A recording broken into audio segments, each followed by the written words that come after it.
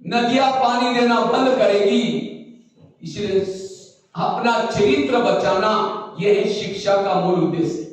आगे का शब्द आता है ए फॉर एटीट्यूड, दृष्टिकोण दो प्रकार का है, एक निगेटिव और दूसरा पॉजिटिव। लेकिन आज के युवाओं का दृष्टिकोण निगेटिव बनता जा रहा है। मेरा क्या होगा, मेरा कैसा होगा, मैं तो पढ़ रहा हूं, पता नहीं मुझे जॉब लगेगा, पता नहीं करके पता ही कर जाता है।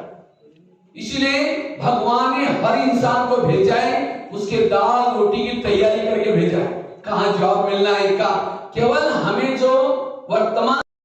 दूसरा शब्द आता है डी फॉर डिसिप्लिन, बोलने की, देखने की, माँ बाप के साथ, मित्रों के साथ, इतना ही नहीं, और इंद्रियों पर जिसकी डिसिप्लिन है वो है पढ़ा लिखा, वो है एजुकेटेड। अन्यथा भले डिग्री है लेकिन अगर डिसिप्लिन नहीं, वो साक्षर है, एजुकेटेड नहीं। तीसरा शब्द आता है यू फॉर अंडरस्टैंडिंग, समझ, राइट क्या है, रॉन्ग क्या है, अच्छा क्या है, बुरा क्या है, इसकी जिसको समझ आई वो पढ़ा लिखा है पढ़ा लिखा, डिग्री है, हाथ में सिगरेट लेकर के पी रहे हैं, नशा कर रहे हैं। दूसरा शब्द आता है डी फॉर डिसिप्लिन, बोलने की, देखने की, माँ बाप के साथ, मित्रों के साथ, इतना ही नहीं, और इंद्रियों पर जिसकी डिसिप्लिन है वो है पढ़ा लिखा, वो है एजुकेटेड। अन्यथा भले डिग्री है लेकिन अगर डिसिप्लिन नहीं, वो साक्षर है, एजुकेटेड नहीं। तीसरा शब्द आता है यू फॉर अंडरस्टैंडिंग, समझ, राइट क्या है, रॉन्ग क्या है, अच्छा क्या है, बुरा क्या है, इसकी जिसको समझ आई वो पढ़ा लिखा है पढ़ा लिखा, डिग्री है, हाथ में सिगरेट लेकर के पी रहे हैं, नशा कर रहे हैं, करता है। इसीलिए पॉजिटिव बनना। आगे का शब्द आता है टी फॉर टॉलरेंस, सहन करना सीखना। लेकिन आज के युवा में नाक में गुस्सा होता है। मैं काफी सारे स्कूल कॉलेज में 12,000 कॉलेज में पूरा भारत में गया हूं। जब छोटे छोटे बच्चे सामने बैठते हैं, मैं कहता हूं बच्चे ये बताओ इसमें से गुस्सा किसको आता है, झूठ बोले कौवा काटे, और बच्चे तो ईमानदार होते हैं, सारे बच्चे हाथ खड़ा करते हैं, सर हमको गुस्सा आता है। सामने टीचर बैठे रहते हैं, हमने कहा सर आप लोगों ने कोई गुस्से पर कंट्रोल करने का लेसन नहीं सिखाया। सर कहता हमको भी गुस्सा आता है। मुझे लगता है आज के स्कूल और कॉलेज में बाकी सारे, लेकिन अगर कोई पहले से ही गलत संगत में है तो उसको छोड़ के सही चीजों की तरफ अपने मन को एकाग्र कैसे करें? उसके बाद कहते जिस समय जागे वो हमारे लिए सवेरा। अच्छी बात है, आज से हमें फिर से अटेंशन देना है।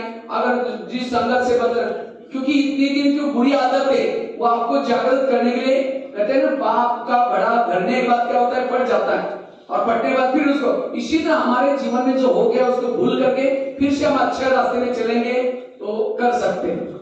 क्योंकि हम ये देखो बचपन में हमें कुछ गलत किया होगा कुछ, लेकिन जब हमें पता चला ये गलत है उसके बाद सावधान हो गए, इसीलिए दोबारा कर सकते हैं। दोबारा कम से कम जितना हमारा लाइफ की संपत्ति होती है वो पिताजी देगा, भाई कभी संपत्ति नहीं देंगे। इसलिए संसार में सुख शांति का दाता एक निराकार परमात्मा, हम उसको भूलने के कारण नीचे उतरती जा रही प्रॉब्लम। सारे धर्मों का सार, ग्रंथों का सार, अपने आप को पहचानो, उस पिता परमात्मा को पहचानो, विश्व की जागृत होती जा रही।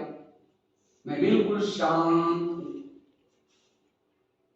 परमात्मा से ऊर्जा लेकर के अपने आप को पॉजिटिव सकारात्मक बना करके मैं आत्मा धीरे धीरे वापिस इस भौतिक शरीर में आता हूं।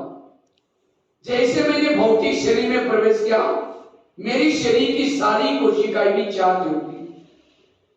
अब मैं सबके साथ भाईचारे से रहूंगा, सहनशील बनकर के रहूंगा, सकारात्मक रहूंगा।